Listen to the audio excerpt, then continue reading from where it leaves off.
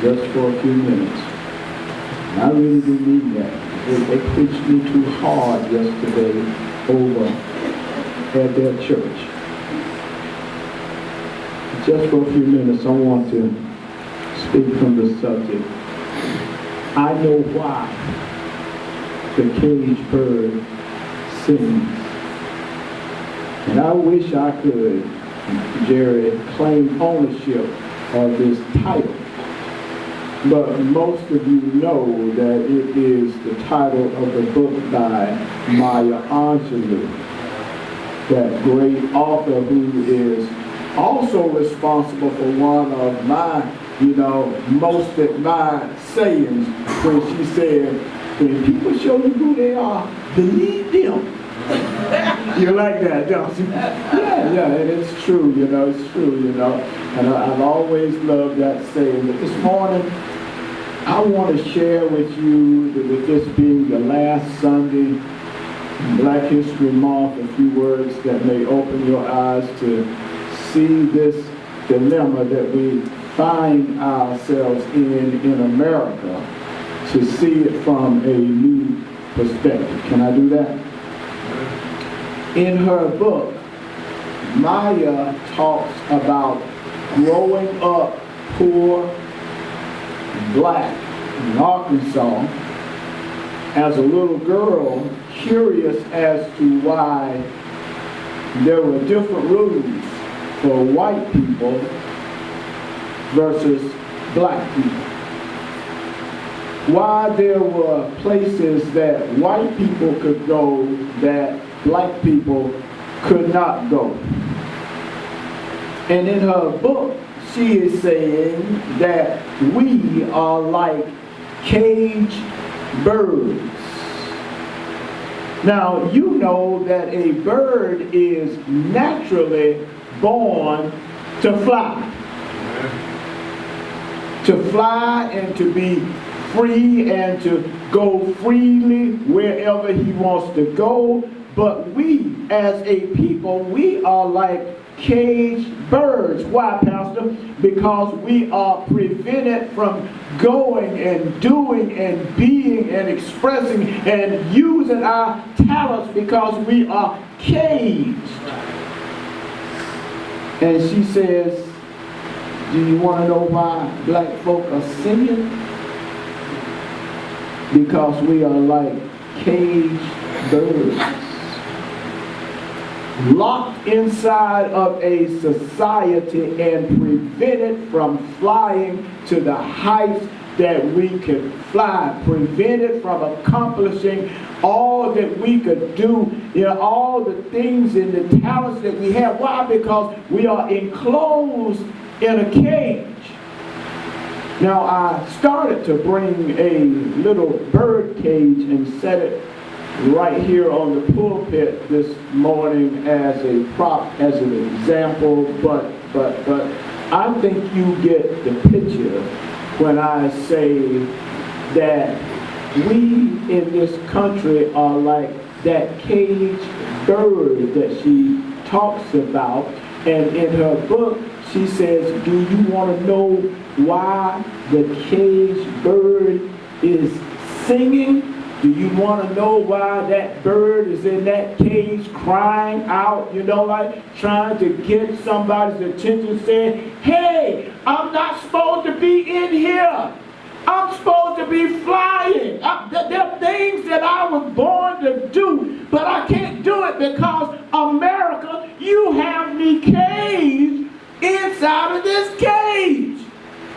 I know why the caged bird sing, and you know why the caged bird is singing, because a bird is born to fly freely, higher heights, and isn't that like us and like our children, that we want them to be able to fly as high as they can fly and be all that they can be, but they can't do it if they are caged.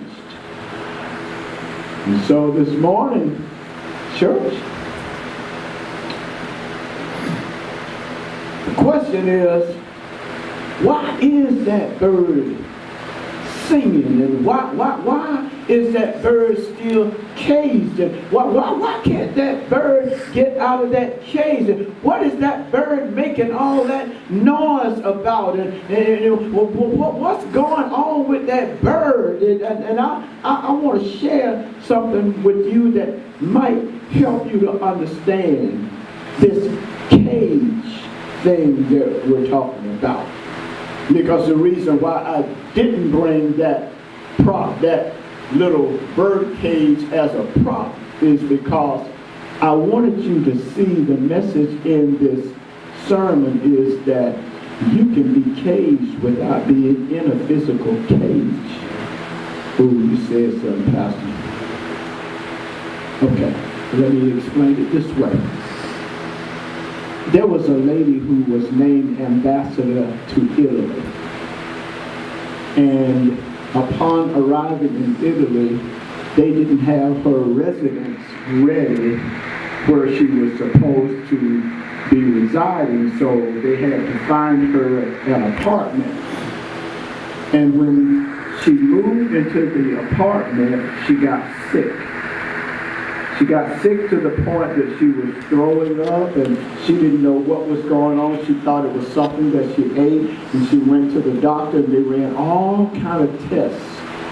And they found out that no, there was no food poisoning. There wasn't anything she ate.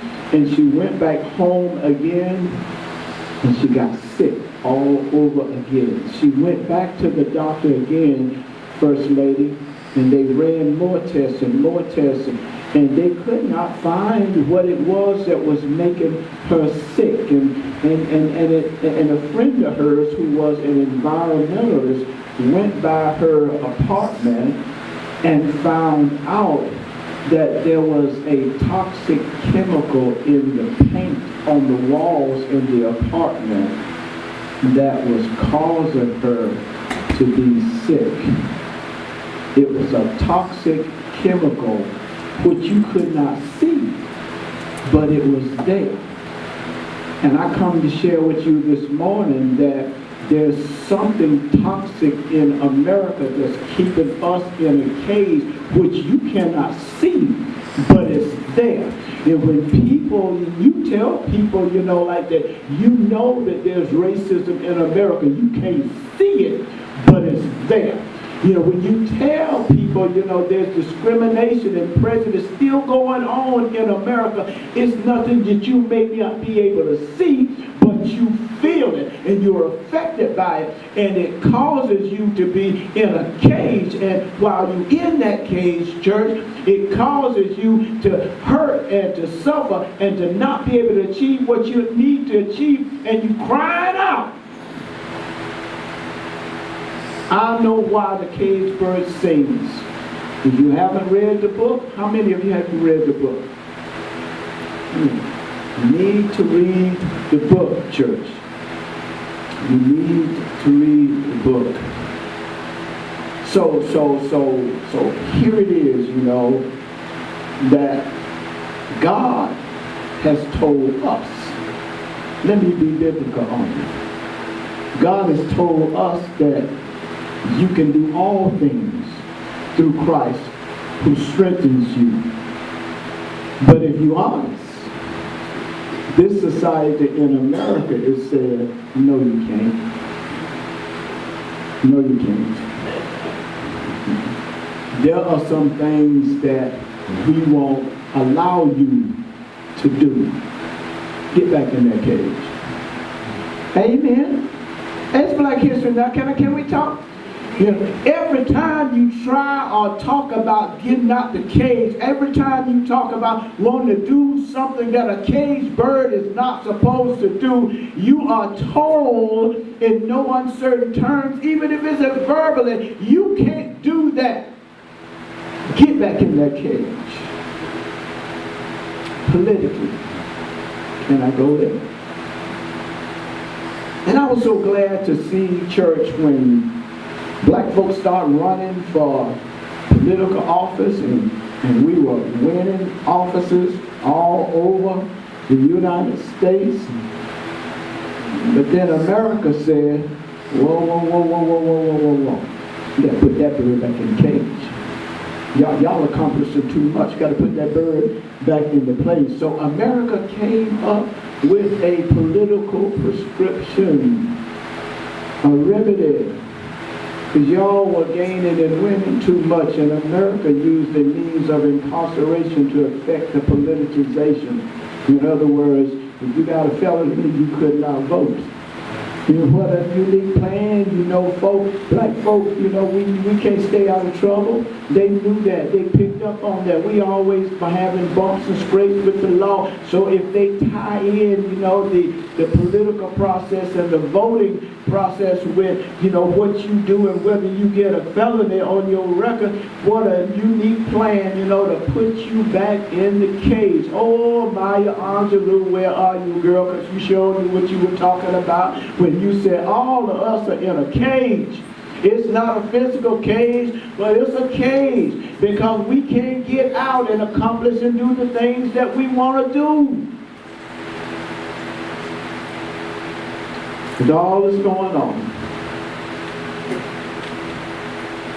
we got them in a cage, though. We got them in a cage, and they can't do nothing because we got you in a cage. And with all that's going on in this country, you ought not to be singing to the top of your lungs. You ought to be singing to the top of your lungs that this is not the America that I know. I read about an America that said that my country 'tis thee, sweet land of liberty, of thee I sing, land where my father died, land of the pilgrim's pride. From every mountainside, let freedom ring. But I'm still in a cage. But I'm not just going to keep quiet while I'm in this cage. I don't know who I'm talking to. Thank you, Sister Pumpkin, you know, because you spoke out. Because you were a bird in a cage for older folk, you know, but you start singing. And when you start singing, you know, like, folk didn't want to listen, but they had to listen. And that's the message for all of us in here today. Maya Angelou said, you can't just stay in that cage and just shut up. You got to sing, somebody. You got to sing. We shall overcome. We shall overcome someday. Deep in my heart, I do believe we shall overcome someday. That's singing, y'all. That's a bird that's caged up singing that song.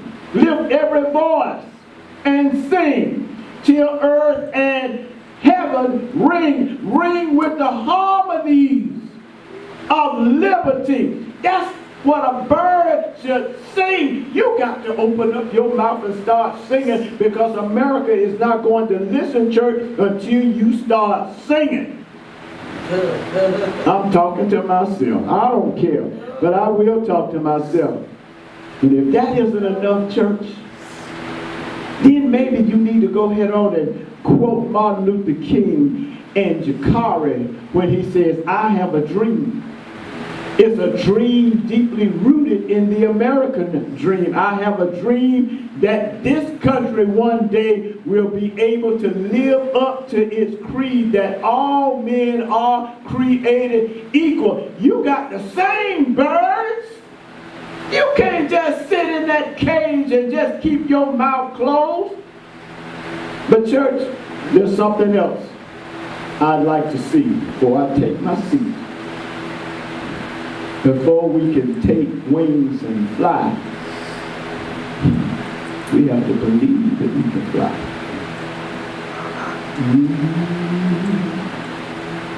Before we can take wings and fly, we have to believe that we can fly. Y'all got quiet there, and I know why too, because it's the truth. And the truth will shut you up, but the truth will make you free. I know how it is, you know, it's the truth. Some birds, church, have been in their cage for so long, they don't even realize you ain't even supposed to be living there. Some of us birds have been living in our cage for so long that we done got used to living in that cage, and we think it's all right. We think this is how it and all it's supposed to be. But I come to tell you this morning, Maya Angelou said, that's not where you're supposed to stay for the rest of your life. And if folk won't let you out of that cage, you need to start singing to the top of your lungs and letting folk know this ain't me, this ain't where I'm supposed to be, and I refuse to stay in this cage. But I do understand them. I understand why you won't sing. I understand. And have anybody ever been in a store and you saw someone taking inventory in the store? Grocery store, in the store, and you saw them taking inventory? Well, you know what? They weren't taking inventory to find out what the store didn't have. They were taking inventory to find out what the store has. Okay, Pastor, what you talking about? You need to stop complaining about what you don't have and be appreciative and thankful for what you do have. You have a lot that you're not thankful for, that you don't think you have, and you need to stop concentrating and complaining about the things that you don't have. Hello, somebody. We talking black talk in here this morning. Can I talk? Can I tell you something? Watch this right here. He ain't got this and he ain't got that, so I don't think he'll be right for me. You talking about what he don't have, but let's talk about what he does have.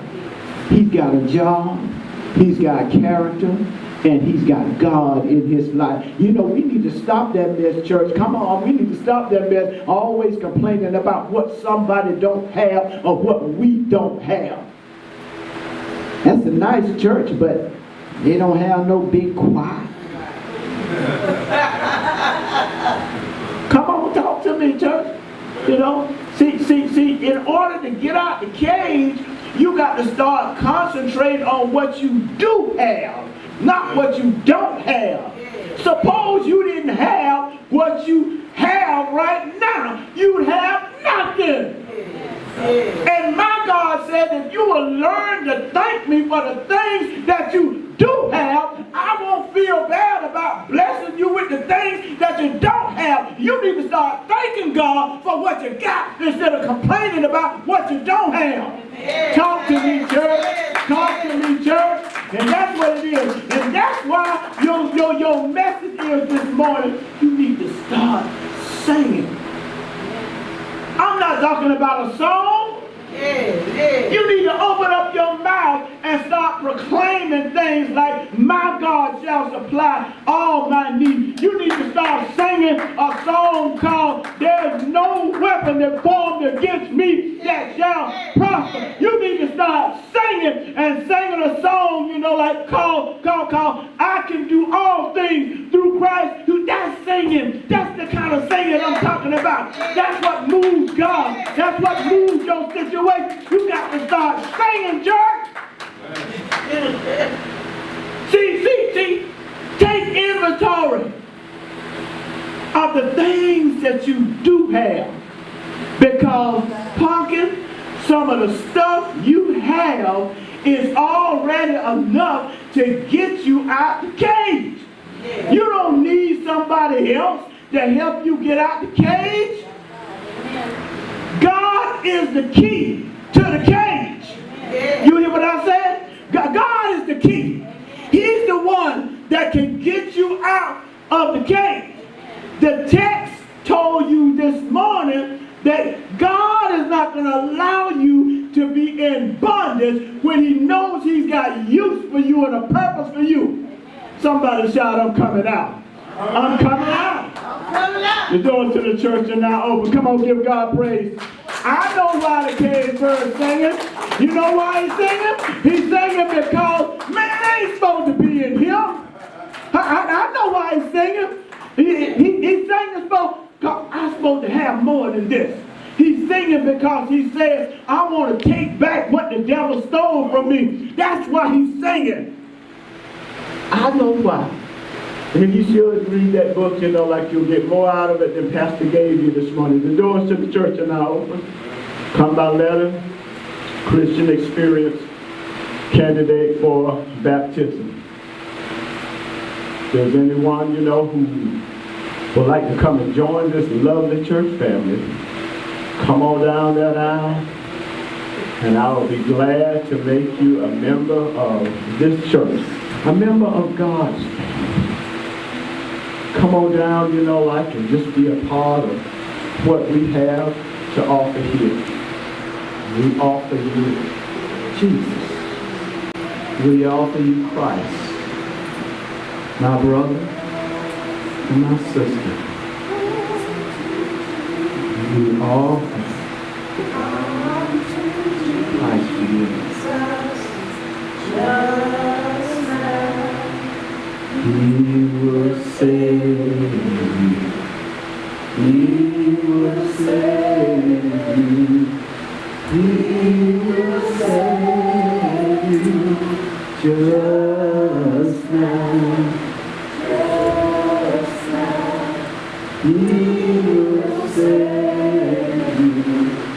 Jesus will save you. Just now. Let's give God a hand clap of praise. You know, we praise Him here. That's something we're rich with praise, and we don't mind giving God praise in this house. You may be seated in the presence of the Lord. It's time now for our tithes and our offering, and I'm going to ask First Lady, you know, if she will, after service, there's something, an idea that she and God laid upon us.